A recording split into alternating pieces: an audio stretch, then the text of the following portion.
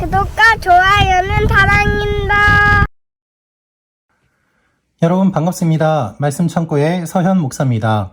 오늘은 새벽기도 설교 작성에 대해서 영상을 만들게 되었습니다. 오늘 영상의 내용은 다음과 같습니다. 첫째로 새벽기도의 특징입니다. 새벽기도만이 가지고 있는 특징이 있죠. 거기에 맞춰서 설교를 작성해야 될 것입니다. 두 번째는 설교 작성 요령입니다. 특징에 맞춰서 어떻게 설교를 작성할 수 있는지, 그리고 세 번째로 실제에 대해서 한번 생각해 보도록 하겠습니다. 그래서 실제로 새벽기도 설교를 어떻게 작성하는지 함께 나누도록 하겠는데요. 새벽기도의 특징이 있습니다. 첫 번째 특징은 시간입니다. 제한된 시간이죠. 특별히 새벽기도가 많은 교회에 30분 내외입니다. 30분 내외인데 이 30분 가운데서 찬양과 설교 그리고 기도까지 포함하죠. 여기서 기도는 성도님들이 개인 기도를 의미하기도 합니다. 그래서 30분 내에 찬양과 설교와 기도가 끝나게 되죠. 그럼 설교가 보통 몇 분 정도 될까요? 10분에서 15분 정도 진행이 될 거로 일반적으로 생각하고 있습니다. 두 번째는 분위기죠.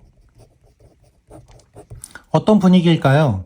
조용한 가운데 새벽에 사실 집중이 어려운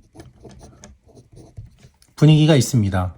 새벽에 몽롱한 가운데 깨서 새벽 기도에 오시는 성도님들, 두 번째로 우리가 생각해 볼 수 있는 분위기는 무엇인가 하면은 설교 중심이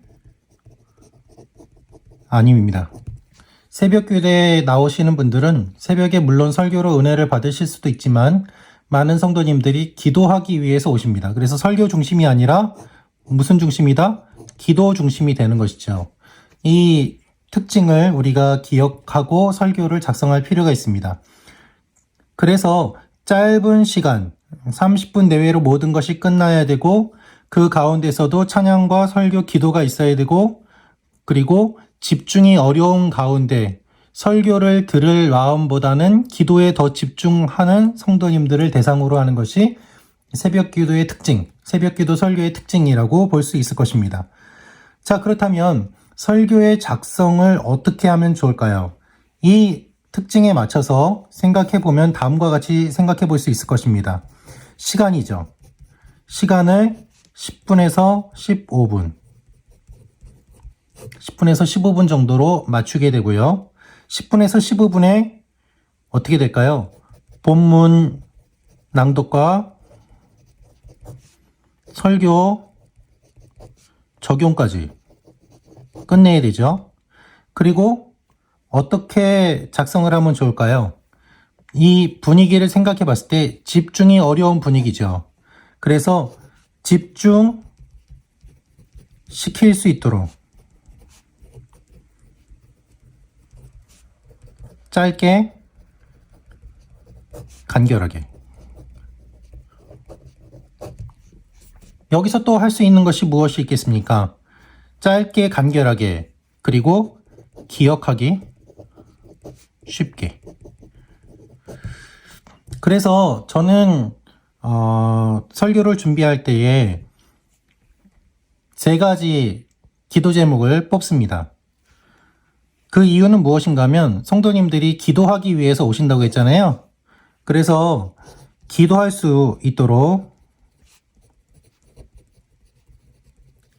본문에서 기도 제목을 뽑는 거예요.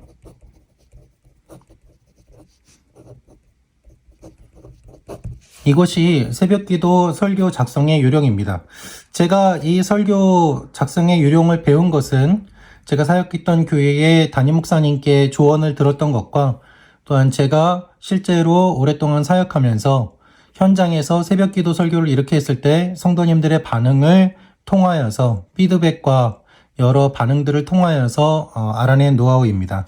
이걸 공유하기 위해서 여러분들과 함께 영상을 만들게 되었는데요. 실제로 그러면 영상을 통해서 설교 작성의 내용을, 요령을 한번 진행 과정을 보도록 하겠습니다. 자, 오늘 예로 들어서 우리가 준비할 말씀, 제가 본문을 한번 뽑아 봤는데요. 창세기 41장 17절에서 36절 말씀입니다. 이 본문이죠. 이 본문을 가지고서 우리가 무엇을 생각해 볼 수 있는가? 여러분, 이 본문의 내용은 무슨 내용인가 하면요. 요셉이 꿈을 해석하고 또 그것에 대해서 이야기를 하는 내용입니다. 이 내용이 무엇인가 하면 바로의 꿈을 해석하는데, 바로가 요셉에게 이야기를 합니다. 꿈에 나일 강가에 서서 보니 아름답고 살진 7 암소가 나일 강가에 있고 또 마른 그런 소들이 나타나는 내용들인 것이죠. 자, 이 내용을 가지고 어떻게 설교를 할 수 있을까? 제가 말씀드렸죠. 시간이 몇 분 정도 됩니까? 시간이 10분에서 15분. 그리고 기억할 수 있도록 하기 위해서 제가 사용한 방법은 3대지 설교입니다. 그런데 이 3대지 설교를 어떻게 하는가? 3대지 설교를 각각 기도 제목에 맞게. 그래서 이 본문에서 뽑아내는 저의 기도 제목과 이 내용이 무엇인가 하면, 첫째로 보아도 해석할 능력이 없음을 알게 하옵소서. 그리고 옆에 17절 적어주는 거예요. 하나님의 꿈이 바로에게 주어졌지만 바로는 이 꿈을 보아도 해석할 능력이 없었습니다. 그래서 인간의 연약함과 그리고 실제로 우리가 삶에서 일어나는 일을 해석 못함, 이 현실을 이야기하면서 하나님 앞에 우리가 연약함을 고백하고 드러내고, 하나님, 우리가 보아도 해석할 능력이 없습니다, 도와주십시오, 기도하는 첫 번째 기도 제목이 되는 것이죠. 두 번째로 제가 묵상하면서 뽑은 기도 제목은 무엇인가 하면, 하나님께서 하시는 일을 선포하게 하옵소서. 그래서 28절, 32절의 말씀을 가지고서 설명을 합니다.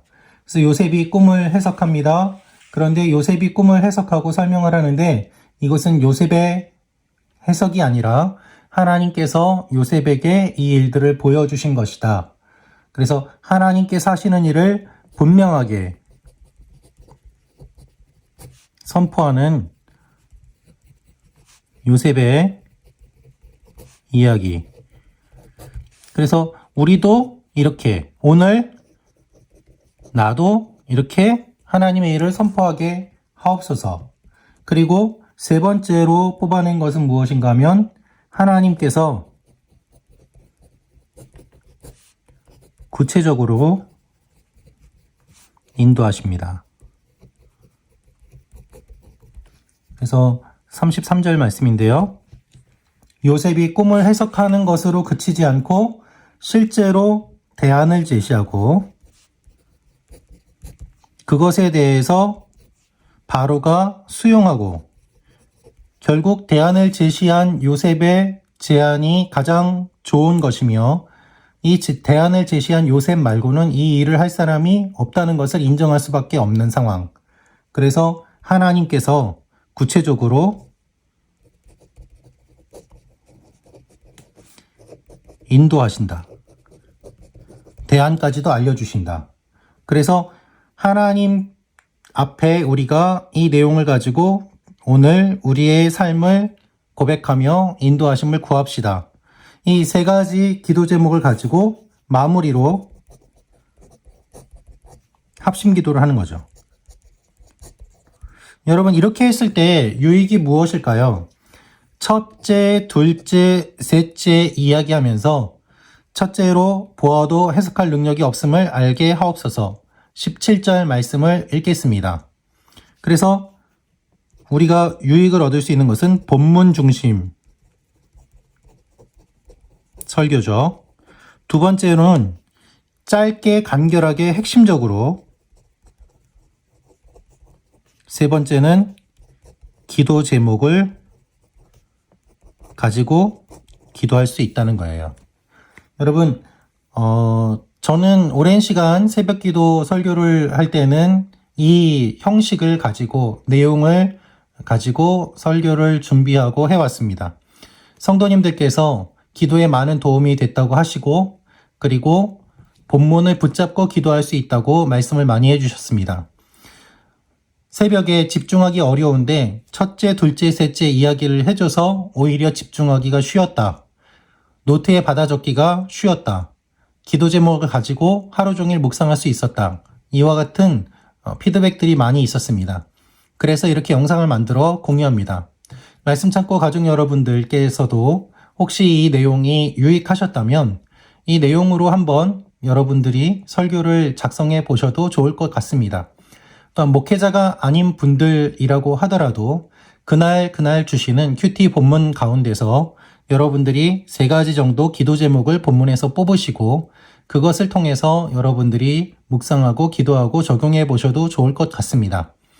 오늘은 새벽기도 설교 준비를 어떻게 하는지에 대한 내용을 함께 나누었습니다.